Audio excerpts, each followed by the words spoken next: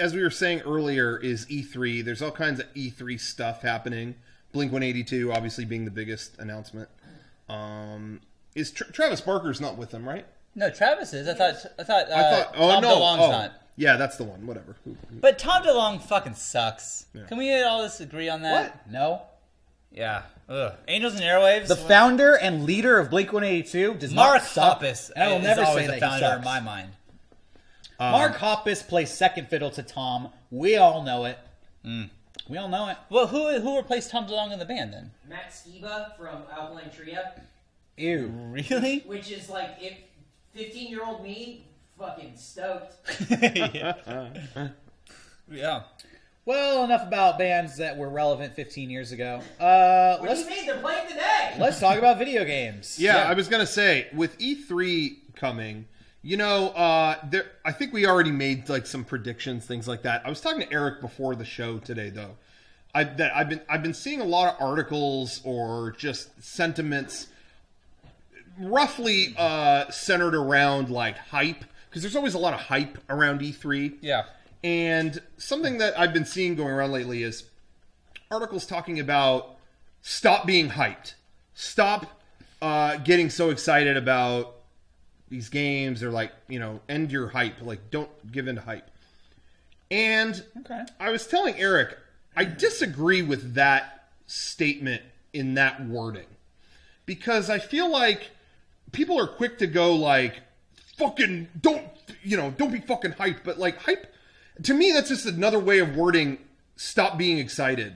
You know, it's like hype comes out of your excitement about something you care about. So to me, it's not really appropriate to say stop being hyped. You know, it's like, it's just a byproduct of your positive energy about something. Now, what I was telling Eric was how I feel like that should be molded and reformed into is What? change how you perceive hype. I don't think there's anything wrong with being excited about stuff. If I came out and was like, yeah, fucking Final Fantasy 16 through 20. If you're a fan of that series, you're going to be excited. And I don't think you should be punished for that.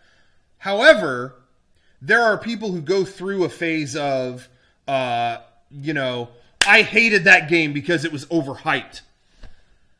Well, that's kind of on you, I feel like. You know, excitement is contagious, and excitement is a product of fun. I just feel like the problem is you should change how you receive these things in terms of, right now, tomorrow, if they went, check it out, fucking Last of Us 2.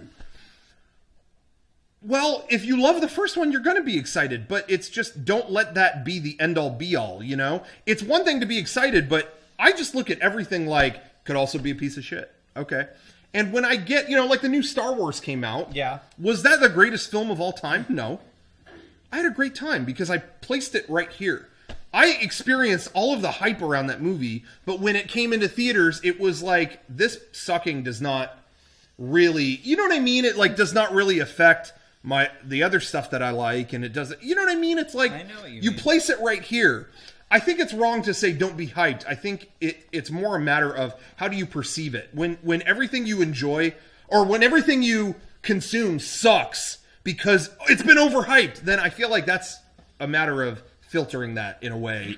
Does that make sense? Do you know what I'm saying? Well, I get what you're saying, and I agree with you that it's kind of on the person. But I also think that a lot of times things are shoved down your throat to the point where it's obnoxious, and you end up kind of hating something before you even can digest the thing they're trying to show you. To be fair, let's not forget that story. every like multi-million-dollar company is trying to hype everybody on their products. Sure. So, that's another story. I'm not even with Star Wars. I love Star Wars, and I was super excited for Star Wars. Yeah. But everywhere I went, it was on soup cans, and it was umbrellas and sandals, and it's just like, okay. Like, it was so much of it that even me, who loves Star Wars and was dying for this movie, was like, okay, guys, I can't. I had to, like, distance myself. That's not what I'm talking about, though. That's oversaturation. That's advertising and marketing and oversaturation. I'm talking purely about your own.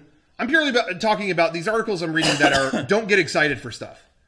Well, I don't agree with that. Well, I feel like that is dumb. Yeah, don't say it. Yeah, that's not what I'm saying. Don't get excited. Yeah. Don't get excited. Don't get excited for stuff. And there was one article that was on Destructoid about that, where it was like, think of these games you got excited about. Again, Watch Dogs was one of them. What were the other ones that they listed? I think BioShock Infinite was one of them. There was another one that was like, these games just turned out okay. And it's like, yeah, that's not a problem with being excited. You can be excited, but just know, yeah, it could very well just be okay. You know what I mean? Like, if you know that yourself, then I just feel like you're not going to be let down. I don't know. It's like, I enjoy all the excitement around stuff, but I know going in that this could just be a piece of shit. Right. Anyway, I think it's more a problem with how to perceive hype and deal with it rather than don't be excited. Shut the fuck up. Like, I don't know.